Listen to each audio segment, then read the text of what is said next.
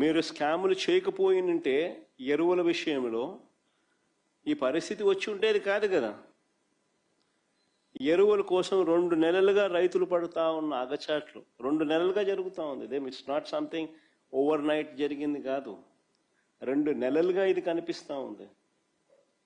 2 నెలలుగా రైతులు పడుతూ ఉన్న అగచాట్లు దీనికి సాక్ష్యం కాదా అని అడుగుతా ఉన్నా. అసలు ఇంత అధ్వానంగా ప్రభుత్వాన్ని నడుపుతా ఉన్నారు. ఎరువుల కోసం అసలు రైతులు ఎలాంటి అగసాట్లు పడతా ఉన్నారు అనేది ఒకసారి ఫోటోలు ఒకసారి చూపించమ్మా. ఒకసారి క్యూలు చూడండి ఒకసారి. రైతులకు ఎరువులు దక్కక కృష్ణా జిల్లా ఘంటసాల మండలం లంకపల్లి పిఎస్సి వద్ద కానీ మనుబొమ్మ పార్వతీపురం మన్యంలో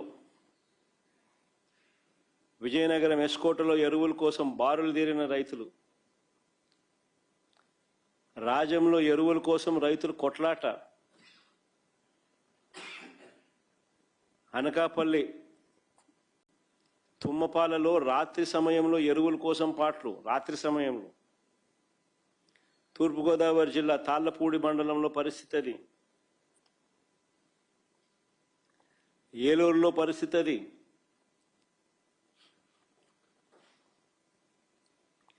నూజివీడు నియోజకవర్గంలో పరిస్థితి అది, ఎన్టీఆర్ జిల్లా గొల్లపూడి ఎరువుల కోసం క్యూ కట్టిన రైతుల పాదరక్షలు,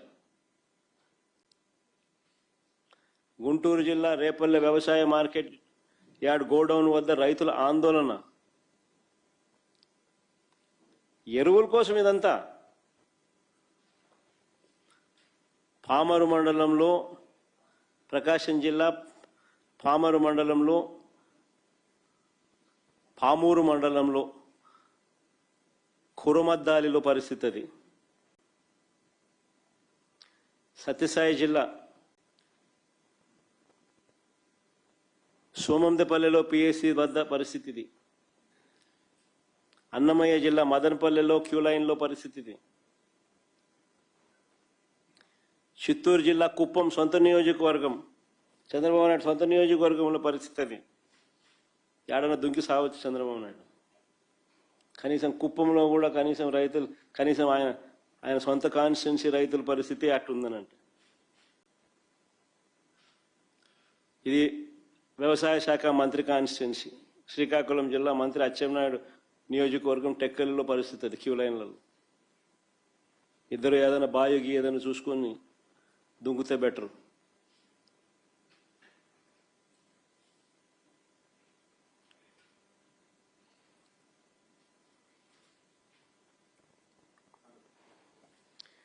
నేను ఒకటే అడుగుతా ఉన్నా మిమ్మల్ని అందరినీ కూడా, అసలు మీ ద్వారా ప్రజలందరినీ కూడా ఆలోచన చేయమని అడుగుతా ఉన్నది ఒకటే.